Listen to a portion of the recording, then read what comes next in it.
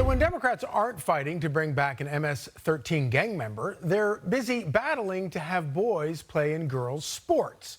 Minnesota Attorney General Keith Ellison now suing the Trump administration over its trans athlete ban. The White House calling the lawsuit creepy and anti-woman.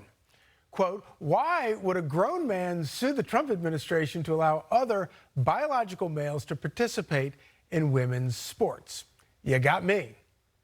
That's the same grown man who also tried downplaying the number of girls hurt while playing against trans athletes, sending a slap in the face to women across the country. Girls and women who we've seen, sometimes videos are circulated of a volleyball player, who has a ball smashed, in her face and it is physically harmed. I'll leave you and your viewers and other people to discuss what happened in one video, but what I have to do is stand on what the law is. The video they're talking about is this one. You can see then 17-year-old Payton McNabb getting a volleyball spiked in her face by a trans competitor. It was so bad, President Trump even talked about it during his address to Congress last month. Payton McNabb, now an ambassador for the Independent Women's Forum, joins me now, along with Paula Scanlan, former Division I swimmer at the University of Pennsylvania and director at Early Vote Action. So first of all, Payton, I want to go to you. What is your reaction to what Keith Ellison said right there?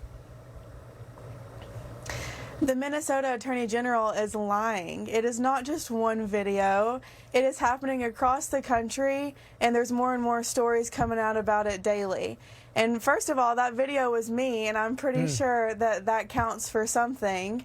I was permanently injured because of the hands of a male, and it did not just affect me. It affected my coaches, my teammates, my family, and my community. And even if it was just me, that's one too many. What I'm curious to know is, would Keith Ellison be saying the same thing if that was his daughter on the court that day? Because I highly doubt that that would be his reaction.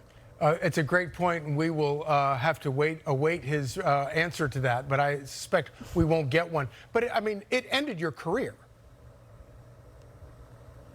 Yeah, it ended everything. My dreams of playing collegiate sports were taken away from me, and it was 100% avoidable. I don't know if I'll ever be back the same, and that's completely ridiculous. It should not be happening, and I think the White House made a great point. Why is a grown man pushing so heavily for men to invade women's sports? It is creepy, and it is weird. It is very creepy. So, Paula, the whole point of Title IX is to preserve women's sports, girls' sports.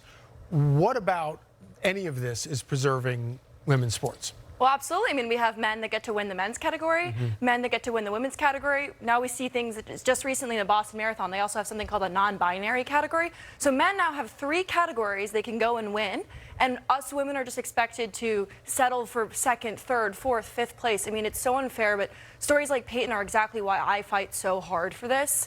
And seeing what happened to Payton is why we need to stand up, because young female athletes are being harmed by this, and we can't sit back and continue to allow this to happen. So I'm grateful to the Trump administration for taking this step and for fighting for us female athletes. I feel, as a woman, so grateful for President Trump and his leadership. Well, it really is remarkable, because you would think that this is not something that we would have to actually have a debate about.